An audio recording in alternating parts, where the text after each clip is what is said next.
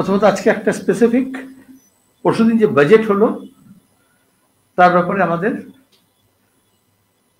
একটা power point presentation আছে। আমরা কতগুলো বিষয় যে মিথ্যাচার হয়েছে তাকে কাউন্টার করছি আমাদের বিষয়ের বক্তব্য দিয়ে। প্রথমত কালকে করলেই ভালো হতো, কিন্তু এখন আমাদের সম্মেলনের প্রাক্কালে বিভিন্ন জেলা সফর চলছে। গতকাল আমি মেদিনীপুরে ছিলাম, একটা কথা বলেছি। তাছাড়া এরপর আপনাদের যদি কোনো প্রশ্ন থাকে অন্যান্য বিষয়ে তখন বলতে পারবো। ফোকাসটা এটার উপরেই দিচ্ছি। শাক দিয়ে মাছ ঢাকা হচ্ছে, পুরনো বাংলায় প্রবাদ আছে। এখন অবশ্য আমাদের দেশে যেভাবে সনাতনী বলে টাগার দেওয়া হচ্ছে ভাবনা, সেখানে মাছ নিয়ে কতদিন উদাহরণ দেওয়া যাবে সে ব্যাপারে শঙ্কা থেকে যাচ্ছে। এই জন্য আমার শাক দিয়ে মাছ, আমিষ নিরামিষ মিশিয়ে এই প্রবাদটা আছে, সেটা দিয়ে শুরু করি। নেক্সট,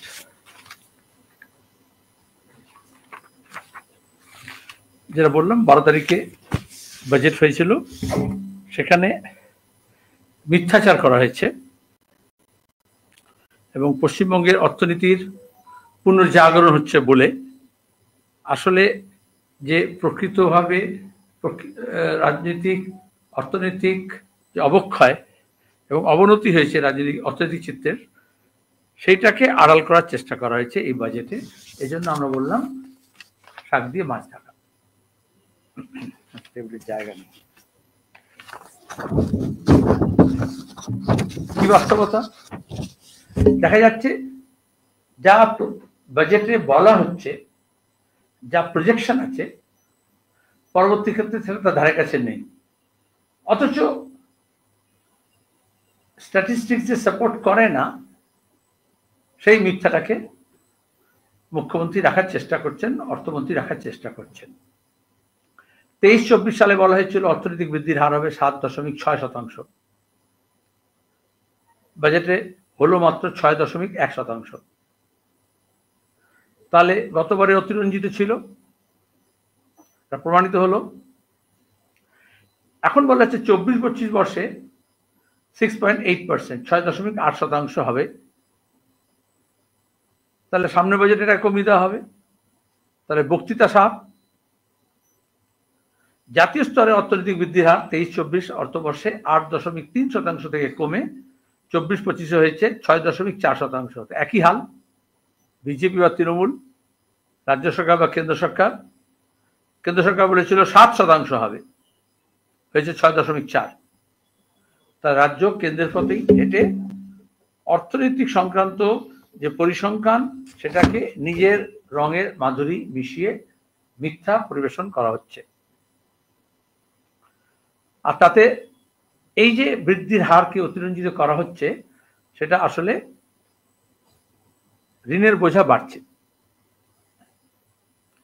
ঋণের ব্যাপারে যেটা বলা হয় প্রপোর্শন, জিএসডিপি, যেটা গ্রস স্টেট ডোমেস্টিক প্রোডাকশন,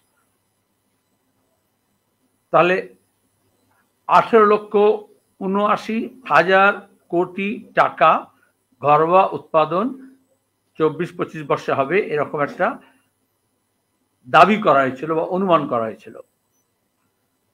আর বাজেটে দেখাচ্ছে এবারে যে মোট ঘরোয়া উৎপাদন আসলে হয়েছে 18,15,000 কোটি টাকা।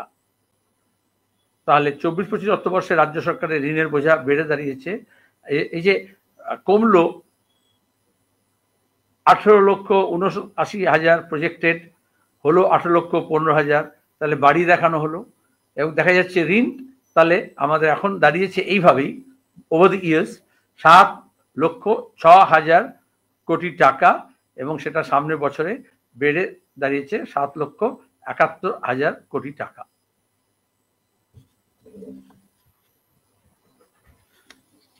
এটা দাঁড়াবে। ঋণের বোঝা বলতে গিয়ে গত বাজেটে বলা হয়েছিল 24-25 মোট ঘরোয়া উৎপাদনের রাজ্য সরকারের ঋণের অনুপাত প্রপোর্শন হবে 37%, সেটা হয়ে গেল 39%। যেহেতু জিএসডিপি কমেছে, ঋণটা বেড়েছে।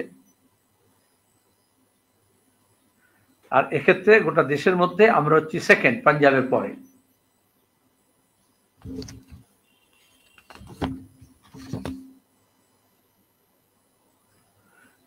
ঋণ বৃদ্ধির হার বাড়ছে আর অর্থনৈতিক বৃদ্ধির হার কমছে। টেবিলে দেখানো হয়েছে আপনাদের যে কিরকম ঋণ, তাতে বছর বছর কিরকম গ্রোথ হচ্ছে। 24-25 রিভাইজ এস্টিমেট হচ্ছে 11.4%, আর গ্রস স্টেট ডোমেস্টিক প্রোডাক্টের, যেটা সাধারণত কারেন্ট প্রাইসের উপর থাকে,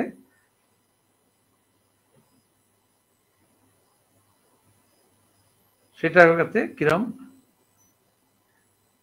অ্যানুয়াল গ্রোথ যা হচ্ছে জিএসডিপি, আর তাতে ডেট টু জিএসডিপি যে রেশিও, সেটা যেটা আগেবার স্লাইডে বললাম 38.9%।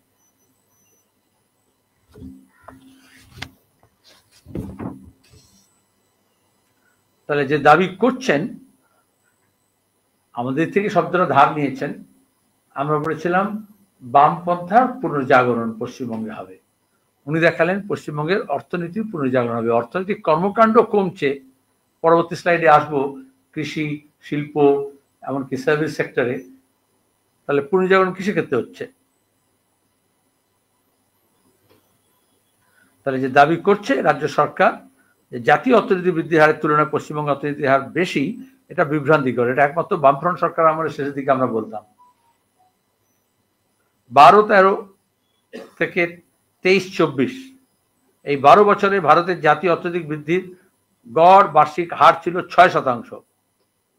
সেখানে পশ্চিমবঙ্গের অর্থনৈতিক বৃদ্ধির গড় বার্ষিক হার 4.7%। তো এরকম মিথ্যাচার করলে হবে? আর স্ট্যাটিস্টিক্স তো সবই সরকারি। বামফ্রন্টের জমানায়, যেটা শেষ আর্থিক বছর 10-11, তখন ছিল আমাদের জাতীয় উৎপাদনের 6%, এখন হয়েছে এটা কমে 5.1%। পরে আমরা জনসংখ্যা রেশিও দিয়ে বলেছি যে আমাদের জনসংখ্যা হচ্ছে 7%, অথচ মোট ঘরোয়া উৎপাদন জাতীয় উৎপাদনে 5% নেমে এসছে।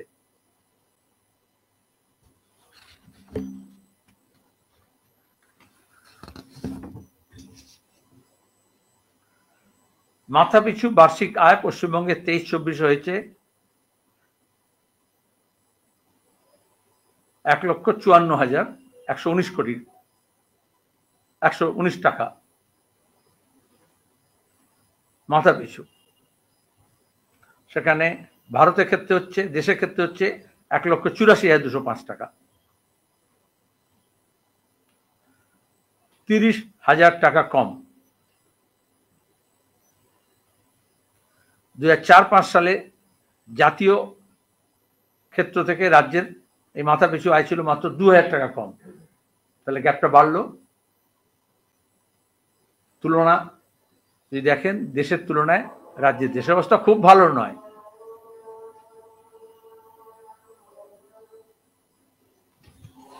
কিন্তু এই সময়ের মধ্যে দেখা যাচ্ছে অন্যান্য রাজ্যে অনেক বেশি এগিয়ে গেল।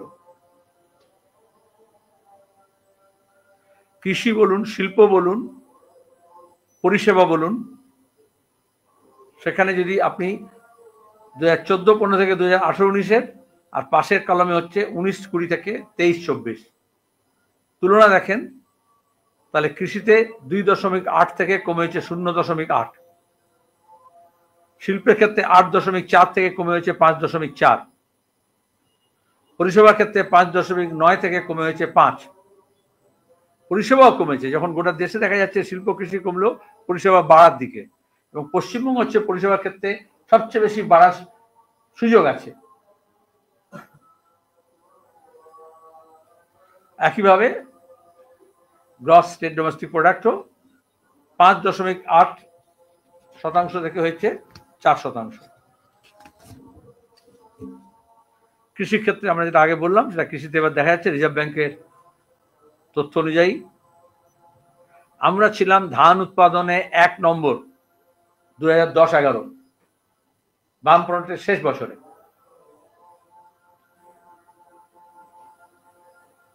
23-24 সালে ধান উৎপাদনে দেশের মধ্যে তেলেঙ্গানা চলে এসছে সামনে।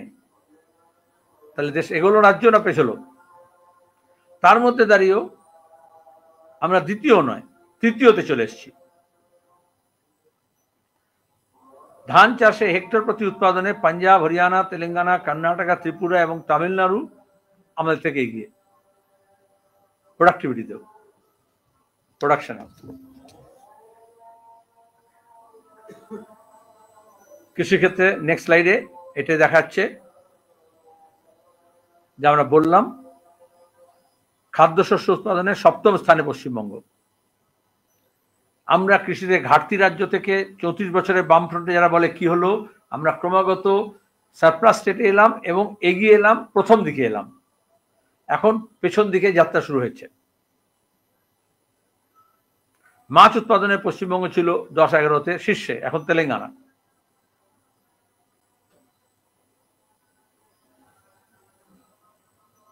অন্ধ্রপ্রদেশ।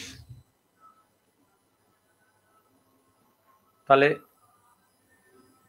আসলে ওই যে কৃষক বন্ধু স্কিম বলছে, রাজ্য সরকার, কেন্দ্র সরকার আরো কিছু বলছে, কিন্তু মূলত দেখা যাচ্ছে যে ট্যাঞ্জিবল রেজাল্টের জন্য কৃষি, কৃষি সরঞ্জাম, কৃষিতে বিজ্ঞান প্রযুক্তির প্রয়োগ, সেচের ব্যবস্থা, বন্যা প্রতিরোধের ব্যবস্থা, কৃষককে উৎসাহ দেওয়া এবং তার সঙ্গে দাঁড়িয়ে সংগ্রহ করা, সংগ্রহ মূল্য বেশি দেওয়া, সার ইত্যাদি প্রয়োগে ন্যাশনালাইজ করা এবং ফাটকা বন্ধ করা, পরিবহনের খরচ কমানো, সেগুলোর বদলে শুধু কেন্দ্র এবং রাজ্য সরকার কিছু খোলামকুচি বিতরণ করছে। আর সেটা আমি ক্রেডিট কার্ড দিয়েছি বলে দীর্ঘদিন চালিয়েছি, 1 দশক ধরে, আরো বেশি ঋণগ্রস্ত করেছি। আর এখন হচ্ছে কৃষক বন্ধু দিচ্ছি। প্রধানমন্ত্রী একটা বড় নাম দিয়েছেন, প্রায় 8-9টা শব্দের সমষ্টি, কিন্তু আদতে আমাদের যেসব ক্ষেত্রে অগ্রগতি ঘটেছিল সেখান থেকে আমরা পিছিয়ে আসছি। একইভাবে বৃহৎ শিল্পের ক্ষেত্রেও পরের স্লাইডে আমি আসবো যে কিরকম মিথ্যাচার করেছেন বিজিবিএসএ। এখানে স্লাইডে দেখা যাচ্ছে আদতে আমরা গোটা দেশে যে ইনভেস্টমেন্ট প্রপোজাল ইমপ্লিমেন্টেড হয়েছে 2017 থেকে 2023, তার কত অংশ পশ্চিমবঙ্গে। গত বছর জানুয়ারি থেকে জুলাই আমরা হচ্ছি 1.1%, 2256 কোটি, এবং সেটা আমাদের 2017 থেকে আমরা দেখিয়েছি কিভাবে কমেছে এবং কিউমুলেটিভ হচ্ছে 17 থেকে জুলাই 2024 পর্যন্ত 31,093 কোটি টাকা। আর মুখ্যমন্ত্রী কি বলেছেন আপনারা জানেন, 13 লক্ষ কোটি টাকা বেসরকারি বিনিয়োগ আনা হয়েছে 7 বছরে।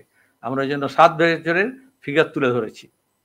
31,000 কোটি টাকাকে তিনি কত বড় মিথ্যুক এবং মিথ্যাবাদী হলে 13 লক্ষ কোটি টাকা বলে ঘোষণা করেন জনসমক্ষে। আর এটা এখন আমরা বলছি, এটা হচ্ছে প্রত্যেকটা বড় ইনভেস্টমেন্টগুলো বাণিজ্য দপ্তরে, কেন্দ্রীয় বাণিজ্য দপ্তরে সবটাই হচ্ছে থাকে ইনভেস্টমেন্ট বোর্ডের হিসেব অনুযায়ী। সেখানে দাঁড়িয়ে 31,000 কোটি টাকাকে মুখ্যমন্ত্রী 13 লক্ষ কোটি, কিচ্ছু করেননি, উল্টে দাও পাল্টে দাও বলেছিলেন তো। 13 একের পিঠে 3কে, 3-এর পিঠে 1 করেছেন, আর 1000কে লক্ষ করেছেন।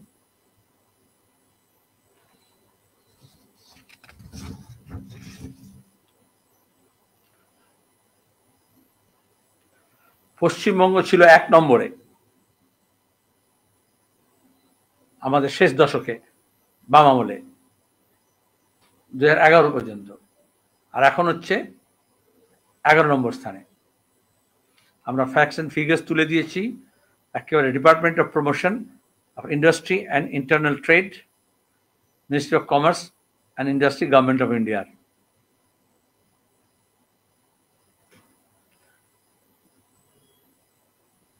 আমি আর ফিগার্সগুলো পড়ছি না, আপনাদের সামনে আছে।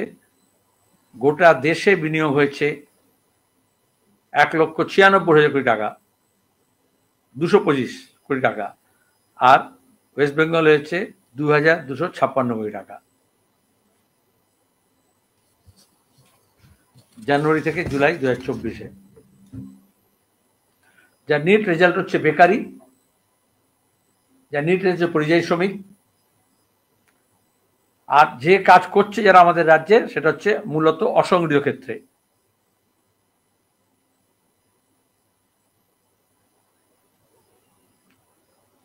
আমাদের এখানে লেবার ফোর্স স্ট্যাটিস্টিক্স অনুযায়ী 4.3 কোটি মেহনতি মানুষের সংখ্যা, যেটা periodic labour force survey PLFS 2023-24 তার হিসেবে 80% শ্রমজীবী আমাদের রাজ্যে হচ্ছে অসংগঠিত ক্ষেত্রে নিযুক্ত। তার মানে কোনো ফিক্সড মাইনে নেই, কোনো ছুটি ছাটা নেই, কোনো সামাজিক নিরাপত্তা নেই। 56% হচ্ছে সেলফ এমপ্লয়েড, কোনো ক্রমে নিজে রোজগার করছে। তাদের গড় মাসিক আয় দেখলে বোঝা যাবে, যেখানে 20,000 হচ্ছে গড় মাসিক দেশের নিরিখে, আমাদের রাজ্য হচ্ছে 16,650 16,650 টাকা। এর প্রভাব বাজারে পড়ছে, গঞ্জে পড়ছে, দোকানে পড়ছে, ব্যবসায় পড়ছে। তাহলে নিয়মিত বেতনভোগী শ্রমজীবীদের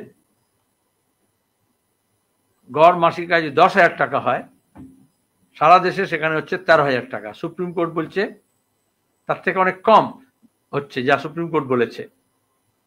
18,000 টাকা থেকে 20,000 টাকা থেকে দেশে হচ্ছে 13,000, আর আমাদের রাজ্যে হচ্ছে 10,000 টাকা।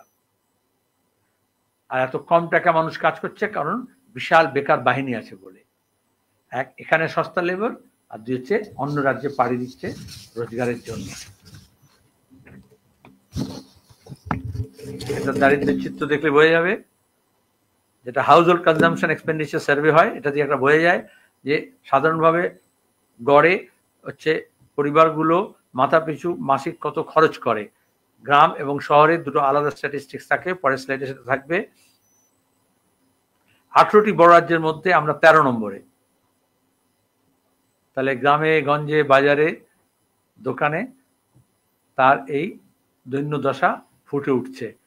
লোকের কাছে যদি ডিসপোজেবল টাকা না থাকে খরচ করার মতো, হাউস হোল্ড কনজাম্পশন, এতেই অপুষ্টি বাড়ে, এতেই ক্ষীণকায় হয়, এতেই আমাদের ঘর বাড়ি দোকান চেহারা লোকজন তাদের শীর্ণকায় চেহারা এবং ভগ্নদশা চেহারা পরিস্ফুট হয়। গ্রামাঞ্চলে মাসিক মাথাপিছু খরচ 3,620 টাকা, জাতীয় ক্ষেত্রে গড় হচ্ছে 4,112 টাকা। তাহলে শহরাঞ্চলে মাসিক খরচ মাথাপিছু 5,775 টাকা, জাতীয় গড় হচ্ছে 6,996 টাকা। জাতীয় খুব বিশাল নয়, ইন্টারন্যাশনালি আমরা বলি তারা দৈনন্দিন $2 খরচ করতে পারে। আর এখন ডলারের দাম যখন বেড়ে গেছে তখন ডলার হিসেবে দেখা যাবে $1.5, $1 থেকে $1.5। এটা হচ্ছে দারিদ্র্যের সূচক।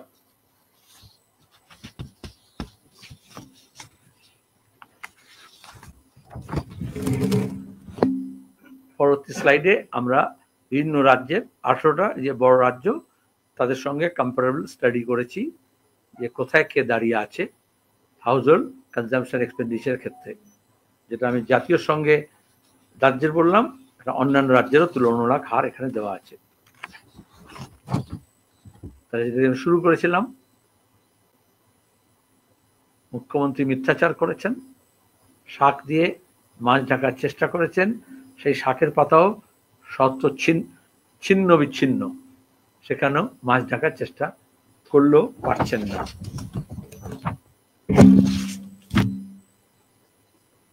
The floor is yours.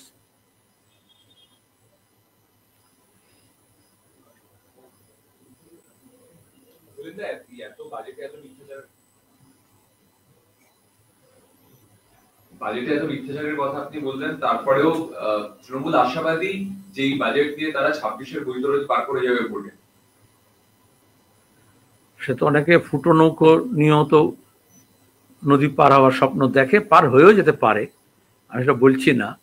আমি শুধু দেখালাম শতচ্ছিন্ন এবং মিথ্যাচারে ভরা। সে তো মিথ্যা দিয়ে তো ভোট পার হয়েছে রাজ্য সরকার বা কেন্দ্র সরকার। কি বলেছিল? বছরে 2 কোটি বেকারকে কাজ দেবে বলেছিল বিজেপি? বলেছিল দুর্নীতি মুক্ত করবে? বলেছিল না খাউঙ্গা না খানে দুঙ্গা? বলেছিল বিদেশ থেকে কালো টাকা নিয়ে আসবো? বলেছিল নোটবন্দি করে দুর্নীতি মুক্ত করে দিলাম? তারপর বলেছিল এটা জুমলা। তো বিজেপি যদি বলে আমরা জুমলা দিয়ে ভোট পার করেছি, সেটা বলতে পারেন আমরা মিথ্যা দিয়ে ভোট পার করতে পারি? আশাবাদী। নির্ভর করছে যে ফাঁক ফোকরগুলো আমি তুলে ধরলাম, সেটা বেঙ্গলের মিডিয়া সেই ফাঁক ফোকরগুলোর কথা তুলে ধরতে পারবে। কাউকে তো বলতে হবে রাজা তুই উলঙ্গ। ভয়ে, ভক্তিতে, ভীতিতে, বিজ্ঞাপনে যে ঢাকার চেষ্টা করে আলাদা কথা।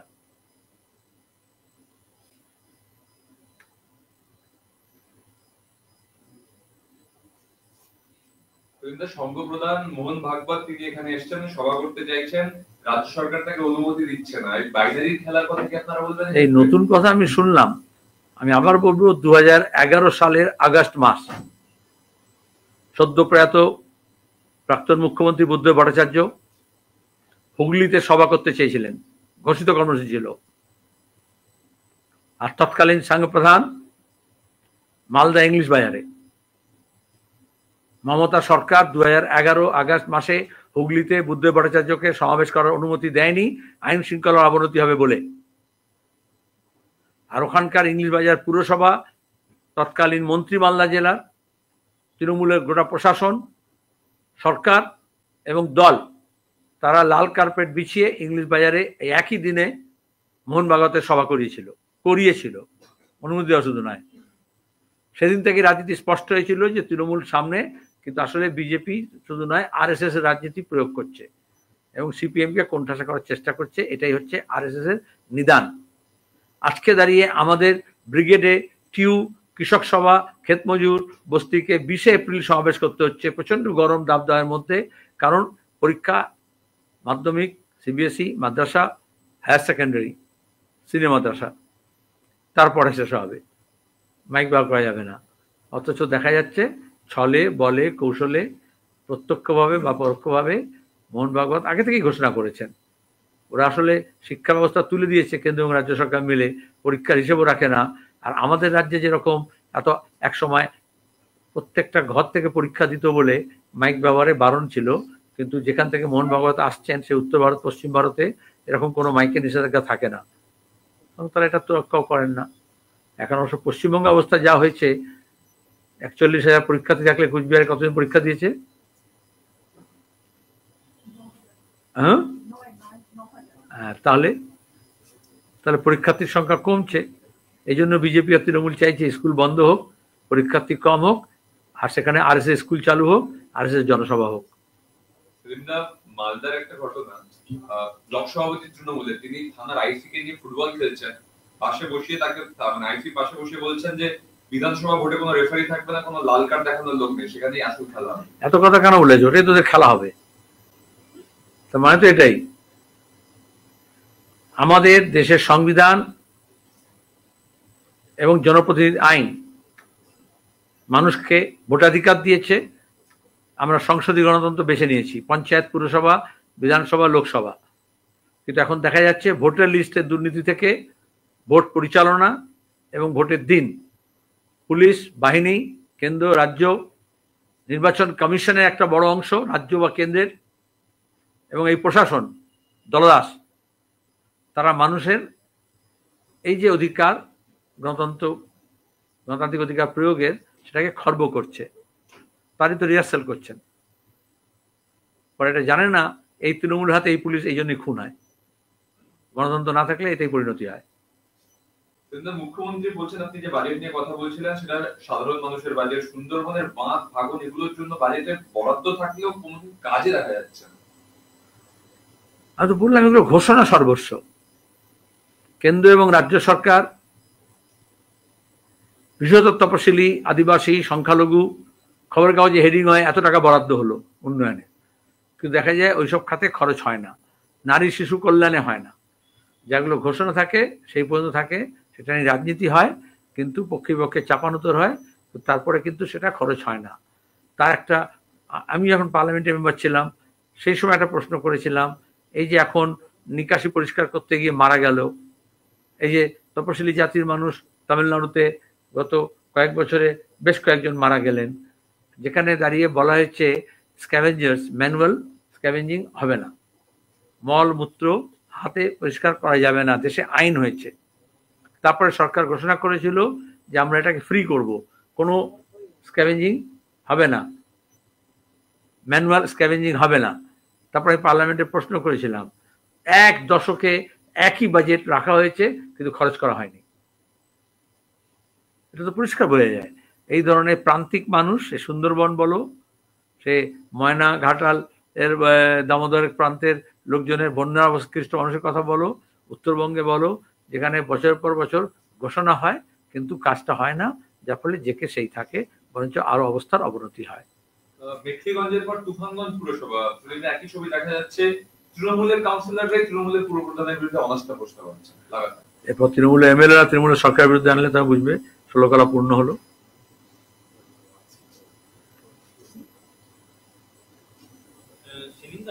নন্দীগ্রাম মামলায় যাদের বিরুদ্ধে এফআইআর হয়েছিল সেই এফআইআর গুলো রাজ্য সরকার তুলে নিতে চাইছে, যদিও আদালত এই এফআইআর তোলার ব্যাপারে অনুমোদন দেয়নি। আইনের শাসন প্রতিষ্ঠা করতে হলে প্রত্যেকটি অপরাধের বিচার হতে হয়। আরজিকর কাণ্ডে এই জন্য গোটা রাজ্যের মানুষ, গোটা দেশের মানুষ, গোটা পৃথিবীর মানুষ আমরা বিচার চাই বলেছিলাম, জাস্টিস ফর আরজিকর। নন্দীগ্রামে রাজনৈতিক স্বার্থে মাওবাদীদের নিয়ে এসে বিজেপি, তৃণমূল, জামাত, জমিয়ত সবাই একসঙ্গে মিলে ওখানে রক্ত নিয়ে হোলি খেলেছিল, রাজনীতি করেছিল। তৃণমূলের প্রত্যক্ষ মদতে, তৃণমূলীদের দ্বারা মাওবাদীদের সাহায্য নিয়ে সিপিআইএম কর্মী খুন হয়েছিলেন 10 জন। ওই সময় তার বামফ্রন্ট সরকার প্রত্যেকটা খুনের মামলা হয়েছিল। 10টি মামলা প্রত্যাহার করার কথা বললেন রাজ্যে হাইকোর্টে, এবং সেখানে যে পিটিশন দাখিল করা হয়েছিল বিচারপতি বসাক এবং বিচারপতি রশিদি, আমি ধন্যবাদ জানাবো, তারা রায় দিয়েছেন এইভাবে মামলা তোলা যায় না। একইভাবে জঙ্গলমহলে ওই সময় 100-র বেশি আমাদের কর্মীকে খুন করা হয়েছিল, নেতাকে খুন করা হয়েছিল। মমতা ব্যানার্জি এসে প্রত্যেকটা খুনিকে পুরস্কৃত করেছেন। আর যেসব ঘর ভেস্তে গেল তাদের পাশে দাঁড়াননি, যে খুন হলো তার বিচার করেননি। সেই মামলাগুলোর কোথাও শুনানি হচ্ছে, কোথাও শুনানি হচ্ছে না, কোথাও মামলা দায়ের করা হয়নি, কোথাও মামলাকে তুলে নেওয়ার চেষ্টা করা হয়েছে। আমরা আদালতে দরজা নক করব, জঙ্গলমহলেও প্রত্যেকটা খুনের যাতে বিচার হয়, এবং নন্দীগ্রামেও আসলে কি ঘটেছিল এই বিচার প্রক্রিয়ার মধ্যে দিয়ে সেটা সত্য প্রকাশিত হবে, যেটা বিচারপতিরা তার রায় বলেছেন। এই জন্য এইভাবে মামলা হাসাপ করা যায় না। যদি তুলতে হয় তাহলে প্রসিকিউটরকে দাঁড়িয়ে সেখানে যুক্তি দিয়ে স্থাপন করতে হবে, এবং সেখানেই মানুষ জানতে পারবেন সত্য কি মিথ্যা কি। রাজ্যের মহিলা অসুরক্ষা নিয়ে বারবার প্রশ্ন ওঠে। এর মধ্যেই শহর কলকাতার অন্যতম একটি ব্যস্ত জায়গা, যেখানে একজন বৃদ্ধাকে গান পয়েন্টে রেখে সর্বস্ব লুট করা হলো, মৃতপ্রায় অবস্থায় পাওয়া গেছে। আর দ্বিতীয় যেটা, সেটা হচ্ছে কলকাতার অন্যতম, যেটা বারবার সরকার প্রচার করে, IT hub, new town Salt Lake sector 5, সেখানে একজন যিনি আইটিতে কর্মরত মহিলা, তার ক্ষেত্রে কিন্তু দেখা গেছে শ্লীলতাহানির ঘটনা। কোন দিকে গড়াচ্ছে, কিভাবে দেখছে? এই ধরনের আধুনিক জীবনযাপনে অভ্যস্ত, আধুনিক শহরে আধুনিক প্রযুক্তিতে কাজ করছেন যে আধুনিকা, তার সঙ্গে যদি এরকম হয়, কলকাতা শহরের মধ্যে বয়স্কার সঙ্গে যদি এরকম লুটপাট হয় সর্বোচ্চ, সেখানে দাঁড়িয়ে গ্রামে প্রান্তিক মানুষ, আদিবাসী, তপশিলি, সংখ্যালঘু মহিলাদের কি অবস্থা, সহজে অনুমেয়। এই জন্যই তো আরজি করের প্রশ্নে আমরা সার্বিকভাবে ওই মেয়েটির বিচারের জন্য সঙ্গে সঙ্গে, অপরাধের বিচারের সঙ্গে সঙ্গে আমরা বলেছিলাম যে নারী সুরক্ষার প্রশ্ন সামনে আনতে হবে এবং প্রতিটি অপরাধের বিচার চাই। আরেকটা বিষয়, সেটা হচ্ছে অবৈধ সিম পশ্চিমবঙ্গ, সেক্ষেত্রে 1 নম্বর। গতকাল বিজেপি রাজ্যসভার সাংসদ শ্রমিক ভট্টাচার্য তিনি এটা জানিয়েছেন, তিনি উত্তর পেয়েছেন। বাট প্রশ্ন হচ্ছে যে অবৈধ সিমের যে অভিযোগটা উঠছে, বারবার দেখা যাচ্ছে যে জামতারা সেখানে সাইবার ক্রাইমের একটা হাব। এখন লোকে আর জামতারা বলে না, এখন পশ্চিমবঙ্গে চলে এসছে জামতারা। এক সময় ছিল ঝাড়খণ্ডের জামতারা গ্যাং বলা হতো। এখন তৃণমূলের আমলে পুলিশের মদতে সাইবার ক্রাইম যাদের দেখার কথা তাদের সাহায্যে এবং তাদের অকর্মণ্যতার জন্য কলকাতা, আমাদের আইটি হাবগুলো এবং তার সঙ্গে এই রাজ্য এই ধরনের ফ্রড এবং অবৈধ কার্যকলাপের কেন্দ্র হয়ে উঠছে। সেখানে শুধু অবৈধ সিম কেন, যা কিছু অবৈধ সবার পীঠস্থান হয়ে উঠছে। আর বিজেপি বলছে বলে এখন বলছো এই যে সিম কার্ড দেওয়া হবে কি দেওয়া হবে না, কাকে দেওয়া হবে, টেলিকমিউনিকেশন কে নিয়ন্ত্রণ করে, কার নির্দেশ হয়? তাহলে এখানে সবসময় সিকিউরিটির নাম করে আসলে আমাদের দেশের সরকার সাধারণ মানুষকে সার্ভেলেন্সের মধ্যে আনছে। প্রত্যেকটা ফোন, প্রত্যেকটা তথ্য, প্রত্যেকটা মানুষ সার্ভেলেন্সের আয়তার মধ্যে আসছে, অথচ ফাঁক ফোকর রাখা হচ্ছে। যারা বৈধভাবে ব্যবসা করতে চায়, বৈধ জীবনযাপন পালন করতে চায়, তাদের ক্ষেত্রে নানা রকমের বিধিনিষেধ, আর যারা অবৈধ কার্যকলাপ করবে, ক্রিয়াকলাপ করছে, তাদেরকে ছুট দেওয়ার ব্যবস্থা করা হচ্ছে। তাহলে সিস্টেমটাকে তো ইমপ্রুভ করতে হবে। এই সিস্টেমটা তো শ্রমিকবাবুর দলই চালাচ্ছে। বলছি যে কিছুদিন আগেই আমরা দেখলাম যে অপরাধ দমন করতে মুখ্যমন্ত্রী কমিশনারকে চেঞ্জ করলেন। এই জামতারার প্রসঙ্গেই বলছি, কলকাতা এবং পশ্চিমবঙ্গের বিভিন্ন জায়গায় 46 জনকে অ্যারেস্ট করা হলো। এই যে পুলিশ কমিশনারকে চেঞ্জ করে দিয়ে অপরাধ দমন না হয়, তাহলে মুখ্যমন্ত্রীকে চেঞ্জ করতে হবে অপরাধ দমন করার জন্য। এই জন্য আমরা আজিকরের পরে পুলিশ মন্ত্রী পদত্যাগ চেয়েছিলাম এবং এখনো চাইছি। সেলিমদা, আপনাদের পার্টির সপ্তদশ সম্মেলন সংক্রান্ত দলিলের 13 নম্বর পৃষ্ঠায় বলা হচ্ছে যে রাজ্যে সরকারি মদতে আরএসএস এর স্কুল বাড়ছে। সপ্তদশ কংগ্রেস অনেক আগে হয়ে গেছে, আপডেট হও। এবং তার সপ্তদশ কংগ্রেস অনেক আগে হয়ে গেছে, তার পরিপ্রেক্ষিতে বি আপডেট, তারপরে তো প্রশ্ন করবে। এত ইনফরমেশন রাখো, তাহলে কত নম্বর পার্টি কংগ্রেস হচ্ছে এটা যদি ভুলভাল বলো, আমি সপ্তদশ পার্টি কংগ্রেসের রিপোর্ট বলে দেবো। হয়তো আপনি সংশোধন করে দিলে সুবিধা হবে।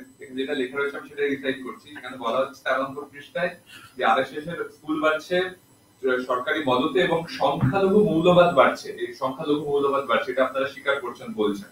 আর স্বীকার করছি, মানে সবসময় স্বীকার করি।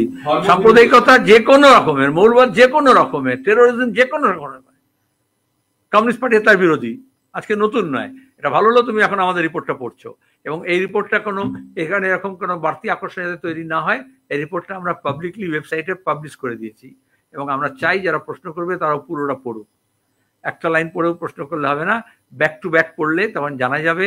আমরা আগেও সপ্তদশ পার্টি কংগ্রেসও বলেছিলাম, ঠিকই বলেছো তুমি, এখনো বলছি যে যারা সাম্প্রদায়িকতা নিয়ে, ধর্ম নিয়ে রাজনীতি করে আমরা তার বিরুদ্ধে। সেটা সংখ্যালঘু হতে পারে, সেটা সংখ্যাগুরু হতে পারে। আজকে আমাদের দেশে বড় বিপদ হচ্ছে, যেহেতু বহু সংখ্যকবাদ নিয়ে এবং আধিপত্যবাদ নিয়ে মেজরিটেরিয়ান কাইন্ড অফ পলিটিক্স বেশি হচ্ছে, এবং আরএসএস যেহেতু একটা হিন্দুত্ব কর্পোরেট কমিউনাল নেক্সাস করে একটা ফাঁসিবাদী রাষ্ট্র তৈরি করতে চায়, সেজন্য এই বিপদটা সমূহ বিপদ এবং তার বিরুদ্ধে লড়তে হবে। কিন্তু বাংলাদেশ আমাদের চোখের সামনে দেখিয়ে দিচ্ছে, পাকিস্তান দেখিয়েছে, যা এই ধরনের রাজনীতি যেটা মেজরিটেরিয়ানিজম, সেটা আবার মাইনরিটি রাজনীতিকেও সাম্প্রদায়িকতার দিকে ঠেলে দেয়। সুতরাং বিপদ উভয়বিধ, কিন্তু মেজরিটেরিয়ান পলিটিক্সের বিরুদ্ধে, মেজরিটেরিয়ানিজমের বিরুদ্ধে লড়তে হয়।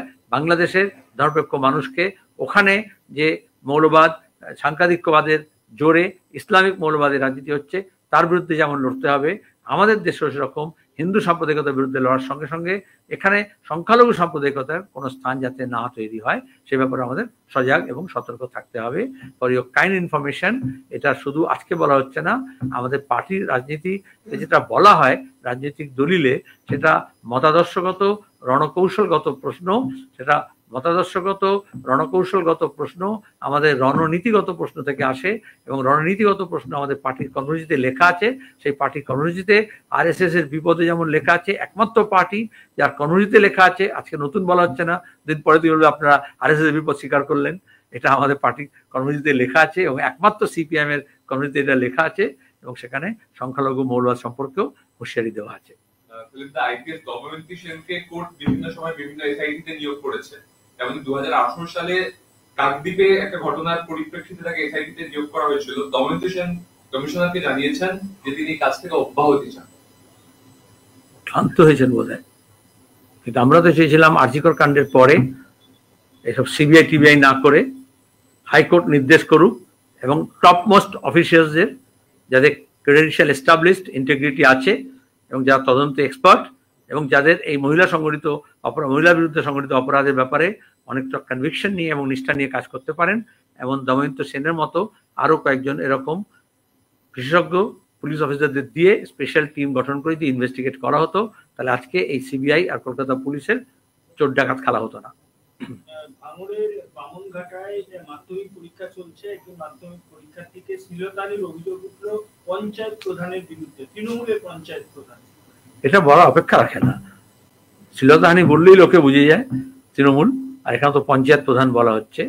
জোর করে গা জারি করে, পুলিশকে ব্যবহার করে, ইলেকশন কমিশনকে ব্যবহার করে, দখল করে পঞ্চায়েত পুরসভা চালালে এই ধরনের লোকরাই মাথা উপরে উঠে বসে এবং তারপরে ঘরের মা বোনেদের, বাচ্চা শিশুদেরও রেহাই দেয় না। আমরা এটার এই অন্যায় অবিচারে শুধু প্রতিকার চাই না, আমরা দেখতে চাই মমতা ব্যানার্জি রাস্তায় নেমে ফাঁসি চাই বলে মিছিল করুন। আমি যদিও ফাঁসির পক্ষে নই। নিউ টাউনে যেখানে নাবালিকাকে ধর্ষণ করা হচ্ছে, এরকম বিভিন্ন জায়গা সল্টলেক এবং নিউ টাউন এলাকায় সিসিটিভি নেই, লাইট নেই, পুলিশ নেই, কি অবস্থায় রয়েছে? আচ্ছা, নিউ টাউনে যদি এমএলএ মমতা ব্যানার্জির খাস লোক তার ছেলে যদি হকি স্টিক নিয়ে শাসায় লোককে, শাস্তি দান করে, তাহলে সেখানে অপরাধ জগৎ মাথা চারা দিয়ে উঠবে এবং অপরাধ জগৎ যাতে বেড়ে ওঠে তার জন্য এই ধরনের, যেরকম বুথে ভোট লুট করার সময় সিসিটিভি ক্যামেরা অফ করে দেওয়া হয়, সেরকম এই ধরনের শ্লীলতাহানি অপরাধ করার জন্য রাস্তার আলো নিভিয়ে দেওয়া হয়।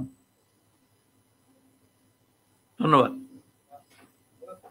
তোমরা ট্রাম্প নিয়ে প্রশ্ন করলে না, আমেরিকা নিয়ে প্রশ্ন করলে না, মোদি নিয়ে প্রশ্ন করলে না, ভুলে গেছে মোদিকে, ঠিক আছে बोलो फिर।